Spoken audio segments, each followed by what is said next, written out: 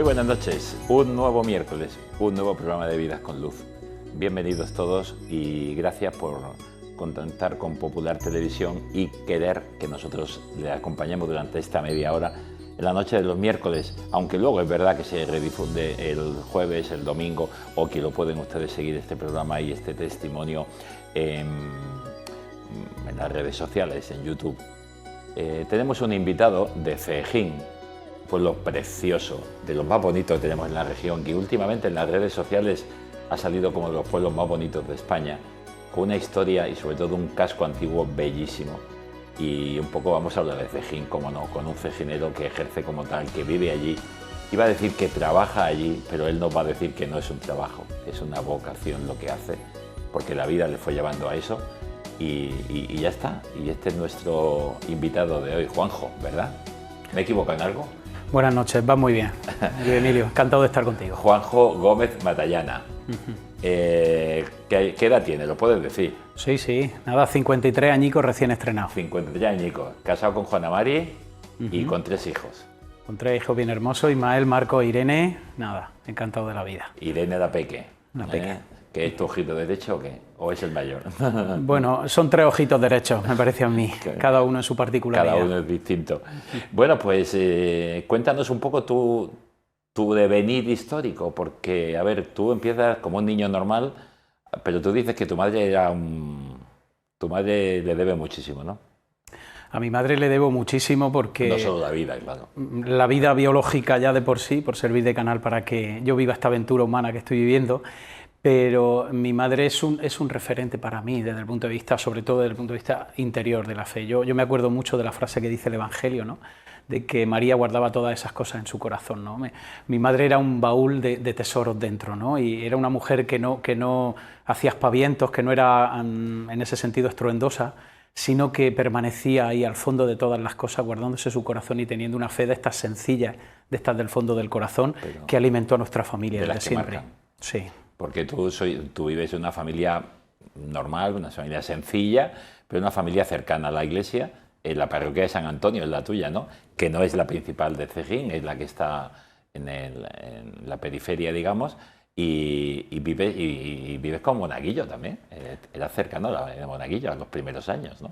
Sí, ya lo creo. Una parte de mi infancia importante transcurrió con mi compromiso como monaguillo y fue una etapa que recuerdo con mucha alegría, con mucho gozo, una felicidad muy grande, que con el cura don José que nos llevaba de campamento, nos hacía actividades fuera de la parroquia, nos tenía una mesa de ping-pong allí para que, además de las labores de monaguillo, tuviéramos también un encuentro y una vida juntos, ¿no? Y recuerdo con mucha alegría esa etapa de mi vida. Porque no era solamente, es que eso es lo que hemos perdido, yo creo que lo hemos perdido con tanta tecnificación y con tanta historia de hoy día, hemos perdido el contacto, el estar juntos. Dicen que los móviles y estas cosas nos han conectado, sí, nos han conectado, pero nos han incomunicado. Te agradezco mucho esa reflexión, Luis Emilio, porque yo creo que estamos como muy admirados en la tecnología, muy asombrados poniendo el zoom como muy en la vida, en la tecnología, y creo que se nos ha olvidado la tecnología más hermosa de la vida, que es cada ser humano y la tecnología interior de la que cada ser humano está dotado. Me parece que somos todos superdotados desde el punto de vista de una tecnología humana, que llevamos todos los tesoros guardados en nuestro corazón y esa se nos olvida. El otro día hace unos meses, me llegó una de las cosas de estas que te envían de vez en cuando y te dicen esas cosas que dicen, si esto te hace sonreír, te saca una sonrisa, es que tienes más de 60. Y eran anuncios de televisión de los años, de cuando empezaba la televisión en España en los años 50 y tantos, 60. Y dices, es que tienes esa edad y yo lo has visto ya. Y luego llegaba otra cosa muy curiosa y decía, dice, la mejor red social, y ponía puntos suspensivos, daba un poco de tiempo, parece que no venía nada, y aparecía un grupo de niños en pantalón corto, tirados en el suelo, con heridas en los pies y jugando a las canicas. La mejor red social, los amigos. Es cierto. Mi infancia transcurrió en las calles del barrio San Antonio, jugando a las bolas, subiéndonos a los albaricoqueros para coger fruta, inventando carros de cojinetes, compartiendo con los amigos también las peleas, las disputas por ganar, los primeros balones de fútbol, haciendo deporte con una cuerda en medio de la calle. No se olvida nunca. No. Eso no te aburría. Hoy ves a tus hijos, no sé si te ha pasado con tus hijos, pero ves a lo mejor a jóvenes en tu pueblo y a niños y los ves aburridos en los parques sin saber qué hacer. Totalmente Y dices, de acuerdo. nosotros no teníamos tiempo de aburrirnos, nos inventábamos lo que fuera. Totalmente de acuerdo. Y además que eran años en los que se fomentaba la creatividad, porque como no estabas, digamos, extrapolado de ti mismo, expropiado de ti mismo, pues estabas siempre creando cosas nuevas y juegos nuevos. Sí, sí. Efectivamente. Bueno, pero vamos a pasar de la infancia, que es muy agradable. Llega la etapa juvenil, o sea, adolescente juvenil, llega el instituto, llega la realidad con otros amigos y de pronto, pues como todo, un adolescente que quiere vivir su vida independiente de lo que ha vivido, y también tú vives una vida que te vas alejando de esa vida infantil que tenías, de esa vida incluso de la fe. No la pierdes, pero sí se aleja, ¿no? Sí, sí. Sí, evidentemente llega el corte cuando entra al instituto, conoce a otro tipo de amigos, entra en otro tipo de dinámicas, evidentemente el movimiento hormonal interior hace su parte y digamos que vive unos cuantos años ahí que no estoy ni mucho menos vinculado con nada de la Iglesia. Es una etapa en la que te entregas pues, a los dinamismos propios de un adolescente normal y corriente, te alejas un poquito. Sin también se derivan ninguna, sino vivir los años y lo que la hormona te pide en ese momento. Efectivamente, pruebas cosas, en fin, te metes en dinámica a veces pues que tú mismo vas viendo las consecuencias que tiene, ¿no? El desangelo interior que genera cuando uno está apartado un poquito de la vida interior y del cariño de los suyos, ¿no? Y en ese punto llega la época que tienes que estudiar. ¿Y por qué decides ser empresariales? ¿Qué idea había en tu vida de futuro? Elijo empresariales por descarte, ¿no? Yo llevaba un poquito la hormiguilla del periodismo ahí, pero bueno, por circunstancias familiares no me lo puedo permitir y por descarte de alguna manera me meto en la carrera de empresariales, una carrera que la hago casi por inercia, cumplo con mi misión mientras me estoy quedando con mi abuelo en Molina. Y digamos que una carrera que hago casi por trámite, ¿no? No estaba muy conectado con lo que parece que mi corazón me Era por hacer pedía. algo que tocaba estudiar, había que salir para formarse y bueno, capacidad tenía, y después no voy a perder el tiempo. Sí, pero evidentemente. Sin un futuro concreto, ¿no? Sin un futuro concreto. No tenía la brújula de mi vida todavía clara. Estamos en esa edad de 21 o 22 años. Algunas veces cuando no se tiene claro la brújula de la vida va uno como un barco por ahí que no lleva a ningún puerto al que dirigirse, ¿no? ¿Y en qué momento aparece Juana Mari en tu vida?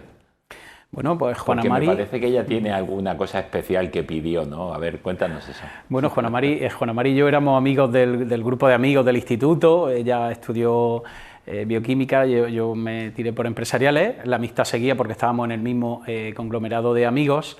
Y bueno, ya cuando nos empezamos a tomar cariño un poquito, ya establecemos una noche del 3 al 4 de agosto, digamos que formalizamos un poquito nuestra relación, cuando antes se formalizaba un poquito las relaciones de pareja y parece que había como una petición expresa de empezar a formalizar algo.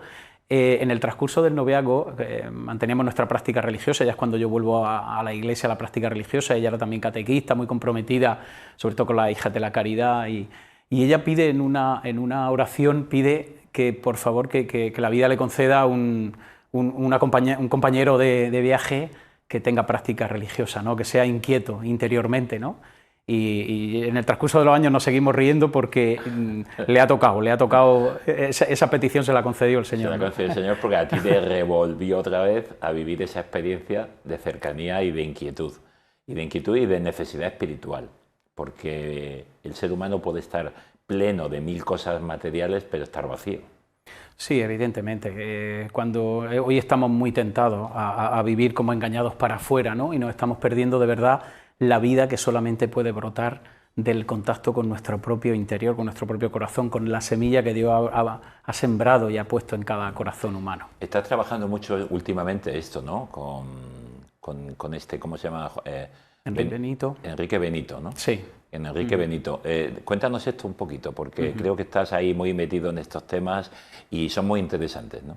Bueno, yo me tendría que hacer un TAC craneal para ver por qué estoy yo tan llamado a trabajar en ámbitos de vulnerabilidad humana. Me parece que de la enseñanza y de los enriquecimientos más grandes que he tenido en mi vida ha sido cuando he estado en ámbitos de vulnerabilidad, trabajando un poquito con inmigrantes, he tenido amigos inmigrantes muy potentes y ahora estoy como muy comprometido con el final de la vida, ¿no? El año pasado hice un experto universitario en acompañamiento espiritual al final de la vida. con Enric Benito, que aquí lo tenemos en la imagen. Es un oncólogo paliativista muy famoso a nivel mundial y él ha introducido el trabajo espiritual con mucha raigambre en el Evangelio de Jesús y está incorporando qué potencia tiene sanadora el acompañamiento espiritual precisamente en los momentos más álgidos de la vida.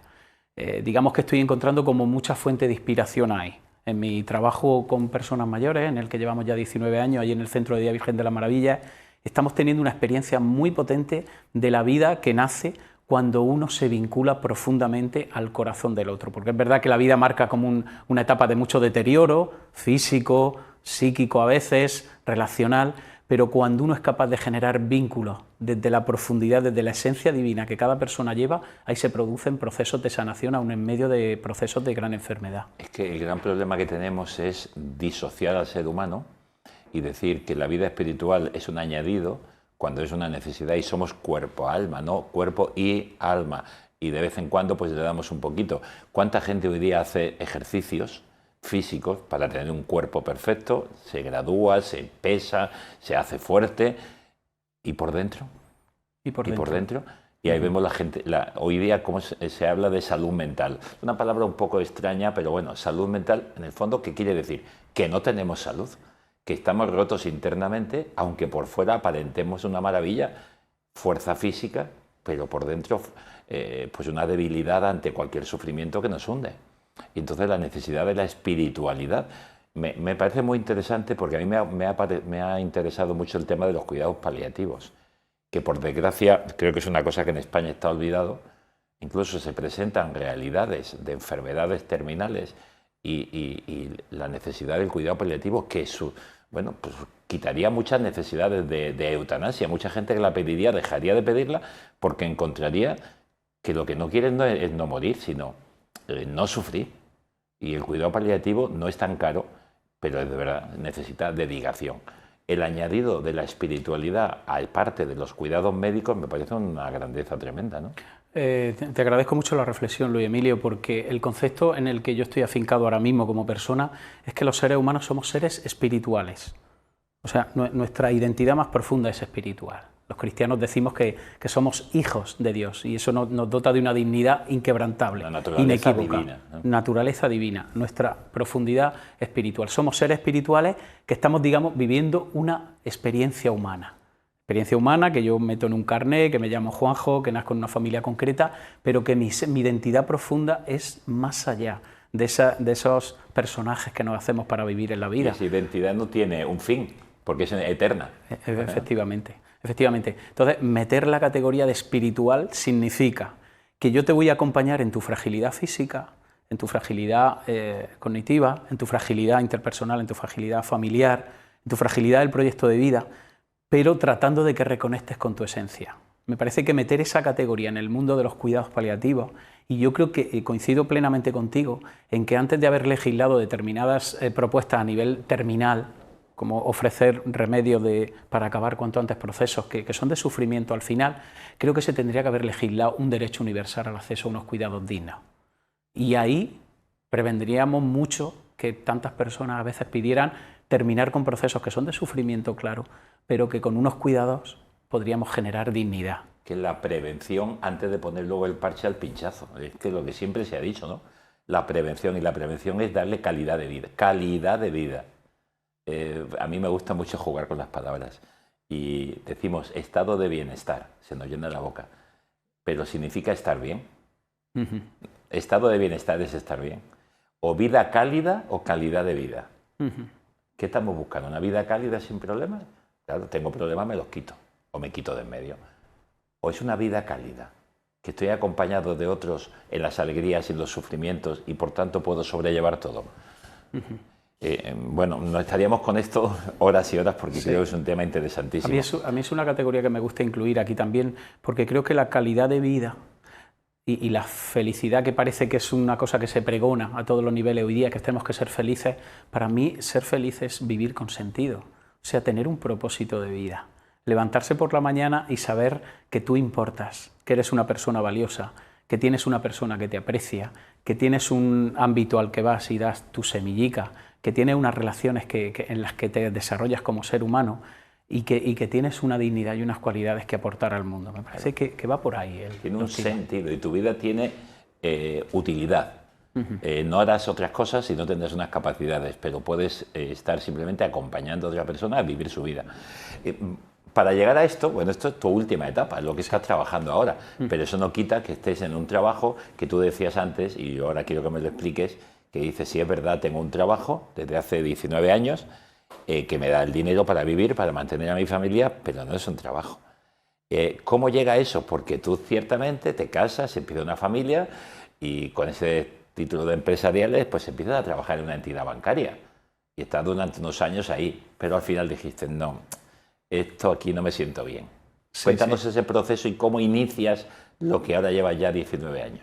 Pues sí, los 7 años donde estoy en una entidad financiera, algo se me mueve por dentro que yo estoy como encerrado en una caja de zapatos.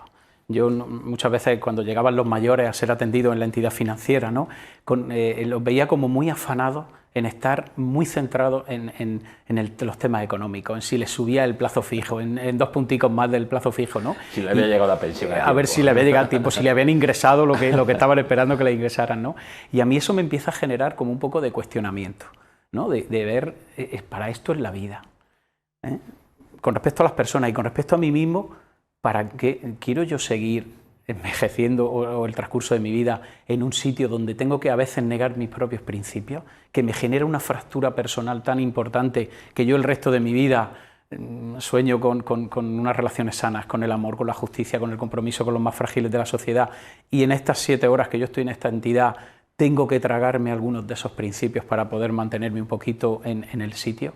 Y eso me empieza a trabajar. Ahí yo empiezo a hacer trabajo social en la universidad, porque empieza a moverse a mí. Yo había hecho un voluntariado con personas mayores y yo creo que eso estaba alojado en mí también, porque vi a mi abuelo, por parte de mi madre, sufrir un proceso de deterioro con mucha frustración, con falta de aceptación también. Yo creo que eso es otro germen que llevaba adentro también.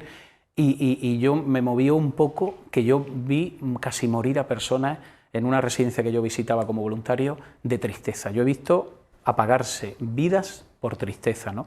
Yo creo que todo eso empieza a trabajar dentro de mí y llega un momento en que yo estudio trabajo social y sale un proyecto en el Ayuntamiento de Cejín con un centro de día, hacemos una asociación entre 4 y nos presentamos al proyecto y nos lo dieron, ¿no? Ahí me cambia totalmente el escenario de mi vida y yo me levanto cada día y yo un deseo que le deseo a todo el mundo, y es que puedan levantarse un lunes por la mañana y no ver el calendario con el gesto torcido, de no ir renegando a su puesto de trabajo, que yo no lo puedo llamar trabajo, sino que vayan felices y a ser personas y a realizar su proyecto de vida en medio de un trabajo que nos ocupa tanto tiempo y en el que, por supuesto, nos tenemos que ganar nuestro sueldo.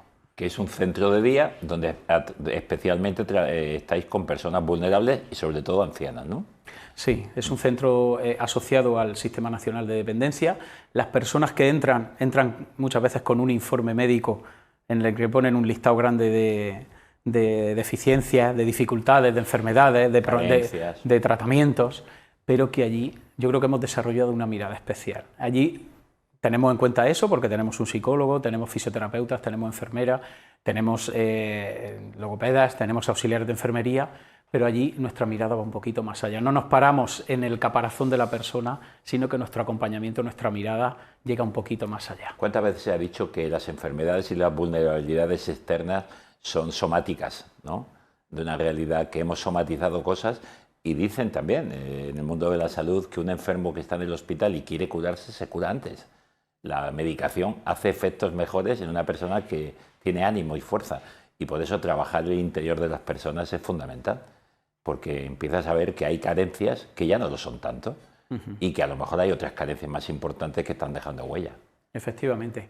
Nosotros estamos entendiendo y llegamos al acompañar a personas mayores, vemos que en la sociedad hay una cantidad de prejuicios, de estereotipos negativos sobre la vejez que está condicionando la vida de las personas y la presencia de los mayores en la sociedad. Quiero decir, muchas veces se les vuelca que ya es una etapa solamente de pérdidas, que es una etapa en la que ya se pierde el proyecto de vida, es una etapa en la que únicamente uno se tiene que ir resignando a que el cuerpo cada día le funcione peor, y nosotros, sin embargo, creemos que la curva de la vida de la persona, el periodo del envejecimiento puede ser la etapa más fecunda de la vida. Lo creemos y lo estamos viendo con nuestro ojo. Es decir, cuando una persona no se tiene que levantar a cumplir un horario y se puede levantar a decidir qué hacer con su tiempo, qué hacer con sus cualidades, qué tarea ha dejado pendiente durante toda su vida. Mirar con un poquito más de perspectiva en aquellas cosas que tienes que pedir perdón a lo mejor a tus seres queridos, establecer unas relaciones de amistad más profundas y más sinceras. Todo eso, el culmen de las grandes virtudes de la vida humana, solamente se puede llevar a cabo en la etapa de la vejez. Por eso es tan admirable. Claro, no tienes que estar empleando tiempo en trabajar para sacar algo, sino que tienes el tiempo para hacer lo que tú quieras. Qué pena da encontrar a estos mayores que no saben qué hacer. Y eso además genera una de las grandes epidemias que tenemos en la actualidad, que es la soledad no deseada, porque puede ser una soledad elegida, que puede ser enriquecida con decisiones, con inquietudes culturales, espirituales, muchas, hacer voluntariado, pero hay una soledad no deseada que significa no tener proyecto de vida, no tener un para qué me levanto cada día. Y eso es durísimo. En la sociedad tenemos millones de personas que se levantan sin un proyecto de vida, y eso es lo más duro. Y nos tiene que poner las pilas un poquito en la sociedad. Para ese proyecto de vida no hace falta ni dinero, ni habilidades especiales, ni tener que estar viajando por todo el mundo para llenar de cosas y de experiencias nuevas, sino vivir lo que no he podido hacer en otro tiempo o vivir realidades que tengo a mi lado. Oye, ¿qué tal? Me imagino que os encantaría a vosotros que estáis en este proyecto y a ti de modo especial, pues esa frase que tantas veces ha repetido el fallecido Papa Francisco, que hablaba de la sociedad del descarte.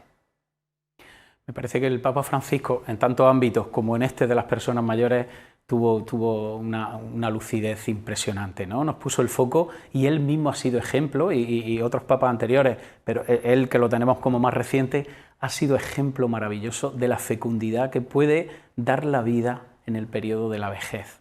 Me parece que una persona con 88 años, que se ha mantenido en ese compromiso de servicio y de entrega al mundo tan bonito, y a mí una de las cosas que más me admiró del Papa Francisco, ahora recogiendo un poquito lo que me dices, es que parecía que era una persona en sus etapas anteriores de vida, de adulto, como más seria, como más formal, más recatado, y sin embargo fue instalarse en la vejez y desarrolló un sentido del humor, una sonrisa, una ternura, la ironía, bueno, la broma, que me parece que era una puerta abierta a que entrara uno en su corazón, en su mensaje, en su presencia, ¿no? Me parece que recuperar el sentido del humor es una de las potencialidades que genera una espiritualidad sana en el mundo de los mayores. Santo Tomás Moro tenía una oración para invitarnos a ser y a vivir el humor. Decía el amor y el humor. Ajá. Santo Tomás Moro. Me estaba acordando de mi abuela. Mi abuela hacía ganchillo y estuvo haciendo ganchillo hasta que ya las manos con artrosis no podía moverlas, hasta pasados los 90 años. A cada nieta, cuando se casaba, para su ajuar le decía de ganchillo toda la colcha nueva, y a mí me la hizo, era el nieto mayor, pero como no me iba a casar y no era mujer, me la hizo cuando me ordené sacerdote. Y en días especiales lo pongo. Pero ¿por qué me acordaba de mi abuela? Porque hasta los últimos años era muy fecunda. Le dio por escribir poesía a partir de los 75. Y ella no había estudiado, con su falta de ortografía. Y recuerdo que el mejor regalo de Navidad que yo le he hecho a mi familia, y perdón por meter aquí un poco esta experiencia, pero creo que tiene que ver, fue recopilar. Teníamos grabadas en cassette antiguo y teníamos escritas de su puño y letra algunas poesías, grabar todas, ponerlas y hacer como un libreto de fotocopias. No fue el libro editado, fotocopias. Claro, el problema era cómo le llamaba. Poemas de María Puche. No tenía fuerza eso. Y me encontré una cuarteta en una de las poesías que decía, fíjate qué grandeza, pasados los 80. Escribo en sencillos versos y sé que buenos no son, pero no importa la pluma, es quien habla el corazón. ¿Más belleza que eso? Y cuando se lo entregué a mis padres, a mis tíos, a mis hermanos y a la abuela, con una foto suya, empezó a llorar y yo creo que fue el regalo mejor que le pude hacer. Pero me decía una cosa, porque un día metí la pata, porque hablamos de la vejez y la vejez como algo positivo, pero hablamos de los viejos en plan despectivo y usamos los viejos. Y me dijo un día, nieto, nosotros no nos hacemos viejos. Vieja se hace en los muebles y la ropa. Las personas se hacen mayores. Sí, y dejé de usar la palabra viejo. Ajá. Hombre, sí, la palabra viejo yo no tengo problema en pronunciarla, pero hay que pronunciarla con una calidez, una dignidad, una humanidad, una mirada que vaya al corazón de las personas, porque algunas veces la palabra viejo tiene un tono muy despectivo. Lo que me dices es un milagro familiar. Hoy día tenemos el riesgo de que por la nueva configuración de las familias, por el ritmo que llevamos de vida, los mayores en casa están perdiendo la voz, se están quedando en el rincón de las casas. Sí, sí que están en la casa. Si es que están en la casa, que posiblemente no estén en casa. Y todo lo que supone generar la idea de que hay que cuidar a una persona durante un periodo de tiempo, hoy día se está estigmatizando a nivel social. Yo también quiero llamar la atención un poquito sobre esta categoría del cuidado. Podemos instalar ya la categoría del cuidado como parte del proyecto de nuestra vida, que ahora parece que instalar el proyecto de vida es que yo tengo derecho a mi trabajo, a derecho a mi salida, que todo eso tiene que estar en la vida de las personas, pero también la categoría del cuidado. Cerrar el círculo de la vida de las familias con el cuidado a los mayores puede generar lo que tú estás diciendo de tu abuela, y es que se reconozca la huella, la semillica que ha dejado esta persona tan maravillosa en el seno de nuestra familia. Es que hablas con personas y con familias que el día que les dijeron que nacía el niño con un síndrome y con una discapacidad, parece que se te cae el mundo, y te hablan ahora, 15, 20 años después, y dicen, esa hija, ese hijo nos salvó la vida. Y tener a la abuela en casa nos ha salvado la vida, porque nos hace tener que estar dedicados a alguien, amar, y dedicarle a una persona frágil, y ayudar en la fragilidad, sacar lo mejor de la persona, que es la empatía, que no es nuestra inteligencia, que no son nuestros dotes, que es la empatía, el estar cercano al otro. Y eso ha unido familias, ha creado familias y ha hecho que dejemos de ser egoístas, lo que tú estás diciendo, la necesidad de tener a esa persona. Vosotros la tenéis durante el día, mientras el horario de gente está trabajando. Sí. Pero esa persona se siente útil, vuelve a su casa con su familia mayor o en su propia casa y le atienden los hijos, y esa persona se siente feliz en la vida. Exactamente. Yo creo que es una tarea, bueno, como tú dices, una vocación, que lo hablas con tanta pasión como diciendo, es que estoy felicísimo, es que mi vida la he encontrado ahí, ¿no? ¿Alguna vez has hecho una oración así sencilla, de decir, Señor, gracias por darme toda esta vuelta en la vida y haberme metido en este lío? Todos los días, de verdad, porque es un regalo, emociona, ¿no? Ahora que me he parado y estoy conversando contigo de echar un poquito de vistazo a tu vida, ¿no? Ver cómo ha ido un poquito paralelo la maduración interior espiritual con las decisiones que uno va tomando en la vida y lo que le va reportando. Es cierto, la matemática del Evangelio cuando dice déjate algo que no te interesa, que vas a obtener el 100 por 1, ¿no? Yo no puedo ser más dichoso en mi vida de cada día, con mi familia, con el trabajo que tengo, de estar, yo digo que tengo la mejor profesión del mundo, y es que estoy acompañando a personas, estoy en el patio de butacas donde están pasando historias maravillosas, cada ser humano ha escrito el libro de su vida con las mejores de las intenciones, con una entrega, un amor enorme, una capacidad de sacrificio, de cada detalle que esas madres de casa han planchado la ropa de su hijo, han bajado a los ríos a frotar la ropa cada día, han hecho cada comida. Eso es el patrimonio humano más hermoso que uno pueda ver. Y ver cómo cada ser humano va desentrañando el misterio de su vida, respondiendo a las dificultades, a los deterioros propios que el paso del tiempo va generando. No puede haber aula magna más importante en la vida. Y para dar gracias todos los días, como tú dices. En el fondo, por hacer un juego de palabras, estás viviendo el nombre de vuestro centro. Estás viviendo, o sea, Virgen de las Maravillas, estás viviendo la maravilla que es la vida. Sí, sí, totalmente. Podemos aplicarlo en la vocación de nuestra patrona de Cejín a lo que estamos viviendo de puertas para adentro. La gente se queda sorprendida, ¿eh? Y además nos gusta mucho unir a niños con jóvenes, con mayores. Me parece que ese es uno de los grandes descubrimientos. Eso claro, es, la convivencia. Pues allí se han producido muchos milagros, ¿no? Milagros reales. Allí tenemos un espacio en el que van los niños. ¿Y sabes lo que pasa, Luis Emilio? Que cuando se miran a los ojos los mayores y los niños, cuando se miran a los ojos un joven adolescente harto de tecnología, se deja un momentico el teléfono y mira a los ojos a un ser humano arrugado, un ser humano en el que entras en el corazón, se le remueve a él una sensibilidad que terminan abrazados llorando juntos. Está descubriendo la vida, cosa que la estaba perdiendo. Y luego saldrá de ahí pues queriendo a sus abuelos y buscándoles, porque con esta anciana, con este anciano que se ha encontrado, qué pena que se nos ha ido el tiempo. Yo estaría contigo 3 horas hablando, además con tu mujer también, porque es bioquímica como yo. Pero bueno, la verdad es que es una pasada y tengo que visitaros en el centro. Visitaros y pasarme por allí para disfrutar y vivir también esa experiencia de estar, porque además yo de pequeño Me encantan, la gente mayor siempre, porque mi padre iba a llevarle los seguros sociales, perdón, a llevarle cuando cobraban la pensión en el asilo de ancianos en mi pueblo. Ajá. Y mi padre iba siempre, yo me iba con él. Y a mí los ancianos me han gustado toda la vida estar con ellos y escuchar una misma historia 3 veces como si fuera el primer día. Con lo cual me hace decir, ¿por qué las cosas no son repetitivas? Son experiencias nuevas.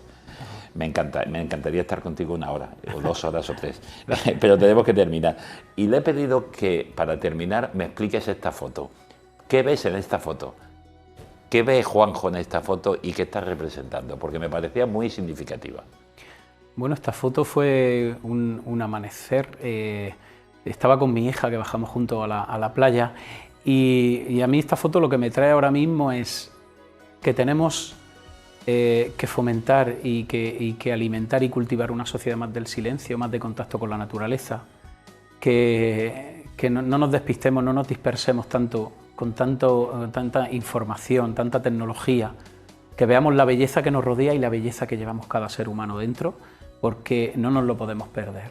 Tenemos que vivir de tal manera que estemos enamorados de nosotros mismos, no de forma narcisista, sino en virtud del don que se nos ha dado de la vida.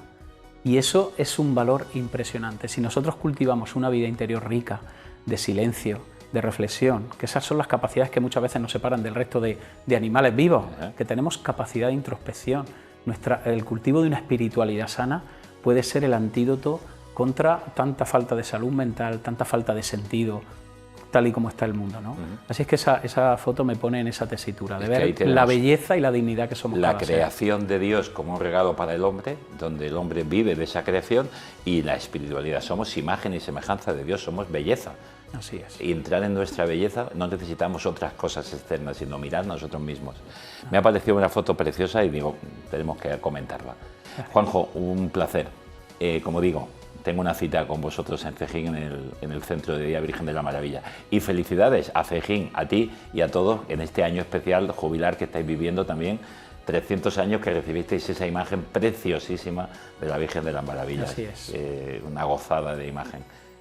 Pero lo importante no es la imagen, sino lo que transmite, esa belleza del amor de una madre. Ajá. Pues muchas gracias. Gracias a ti. Y a ustedes, señoras y señores, visiten Cejín, pero visiten a sus ancianos, a sus mayores, hablen con ellos. Cuando vean a unos pasear en el parque, siéntense al lado y dejen que les cuente una historia nueva. Y miren a sus ojos. Y seguro que verán que ustedes también un día serán como ellos y les gustará que alguien cercano, con menos edad y con más vitalidad, se acerque y les diga, merece la pena estar contigo. Pues buenas noches. Hemos hablado de muchas cosas y creo que ha sido muy interesante. El próximo miércoles, si ustedes desean, tendremos un nuevo programa. Buenas noches.